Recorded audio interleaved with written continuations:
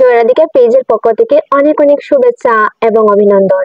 আজকের যে বিষয়টি নিয়ে আমি আলোচনা করতে যাচ্ছি সেটা হচ্ছে আমাদের 84 লক্ষ যোনি ভ্রমণ করতে হয়। আর এই 84 লক্ষ যোনি ভ্রমণ করে বহু ভাগ্যের ফলে এই মানব জন্ম আমরা পেয়ে থাকি। তো এই যে 84 লক্ষ যোনি তার মধ্যে কি কি এমন রয়েছে যোনি রয়েছে যা আমাদের প্রাপ্ত হতে হয় এবং সেই যোনিগুলো পার করে আমাদের মানবা রূপে মানব রূপে এই ধরাতে আসতে হয়। তার মধ্যে প্রথমে হচ্ছে 20 লক্ষ বার আমাদের গাছ রূপে জন্ম নিতে হয়, অর্থাৎ সেই বৃক্ষ রূপে জন্ম নিতে হয়। তারপর হচ্ছে 9 লক্ষ বার জলের মধ্যে সেই জলে আমাদের জন্ম নিতে হয়।